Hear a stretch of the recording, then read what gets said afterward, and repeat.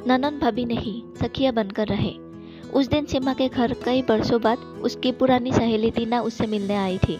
दोनों बातें ही कर रही थी कि थोड़ी ही देर में सीमा की ननन, जो कि किसी दूसरे शहर से आने ही वाली थी, वो भी आ गई। उसके आते ही सीमा के बच्चे बड़े खुश हो गए कि बुआ आई है और हमारे लिए हमेशा की तरह आज भी कुछ खाने को लेकर ही आई होगी।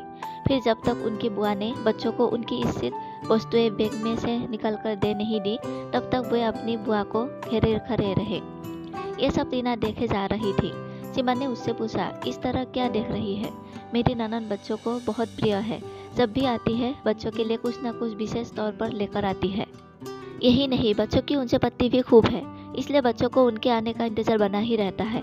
अब तो जितने दिन वो यहाँ रहेगी उतने दिन रोज हम मिलकर सारे काम जल्दी निपटाएंगे और फिर दिन भर मजा मस्ती, खेल और गप्पों का दौर शुरू हो जाएगा। ये सब सुनकर टीना बोली, तो कितनी लकी है कि तेरी ननन इतनी अच्छी है। मेरी ननन तो साल में एक बार ही आती है, पर क्या बताओ, उसके आने के बाद तो हमारे घर का माहौल ही बदल जाता है। मेरे बच्चे बुआ का नहीं, उनके बच्चों का इंतजार करते हैं, क्योंकि उनके साथ खेलना होता है।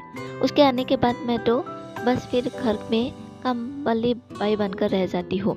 घर में पूरी फैमिली, मेरे सास ससुर, ननन, पति सब मिलजुल कर बतियाते हैं, पर मुझे उसमें शामिल नहीं करते। किचन में तो कोई झांकता तक नहीं, बस बाहर से ही ऑर्डर कर देते हैं कि मनु आई है तो उसकी पसंद का ही खाना बनाओ। मेरी ननन और सास बाजार या अन्य कहीं घूमने भी जाते हैं, पर मुझे बताते तक नहीं कि कहाँ जा रहे हैं, कब आएंगे। यहाँ तक कि हमारे घर की साल भर की सारी प्लानिंग भी मेरी ननन ही करती है। अभी हमारे घर में रिनोवेशन का कार्य शुरू होने वाला है, ऐसा मेरे कानों में सुनाई दिया है।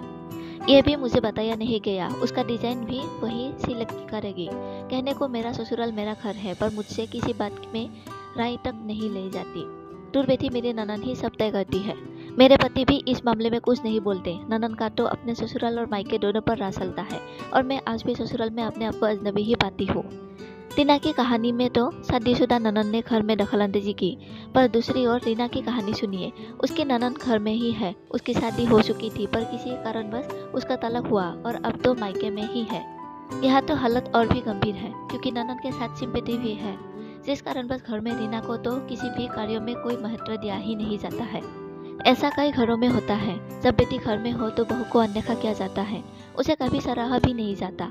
और तो और कोई बहू की तारीफ कर दे तो सास ये जरूर कहती है कि मेरी बेटी भी कुछ कम नहीं है। पर ये औरतें ये क्यों नहीं समझती कि आखिर बहू या भाभी भी एक इंसान है।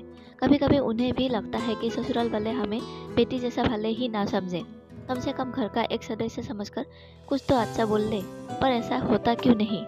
शादीशुदा ननन हो या कुंवारी, अगर भाभी के साथ हिल मिल कर रहे और घर के मसलों में उससे विचार विमर्श करे, उसकी राय को भी महत्व दे, तो कितना अच्छा हो।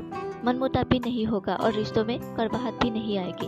कई ननन भाभियाँ ऐसी भी है जिनका एक दूसरे से इतना लगाव है कि कई बार ननन को अपनी भाभी की बात व्यवहारिक तौर पर सही लगती है और माँ का तर्क गलत, तो वो अपनी माँ को समझाया भी देती है। वो सास बहू में भी मधुर से बनाने का सुंदर कार्य करती है और सहेली या बहन जैसी ननन भाभी को सर्वथा प्रिय होती है। पर कभी कभी कुछ घरों में उल्टा भी होता है, जहाँ भाभी बड़ी अकड़ में रहती है और ननन ये सोचती है कि मैं अपने मायके जाऊँ या नहीं, अर्थात ननन का व्यवहार सौम्य हो तो भाभी का भी व्यवहार वैसा ही होना चाहिए, क्योंकि ताली तो दोनों हाथों से भी बजती है। किसी भी रिश्ते में मधुरता तभी आती है जब दोनों तरफ से खुशबू बिखरी हो। ननन और भाभी दोनों ही खुले विचारों वाली होनी चाहिए, तभी परिवार में खुशहाली आती है। अब एक बार आप अपने स्वयं का परीक्षण निरीक्षण जरूर कीजिएगा कि आप एक अच्छी ननन या अच्छी भाभी है या नहीं। धन्यवाद।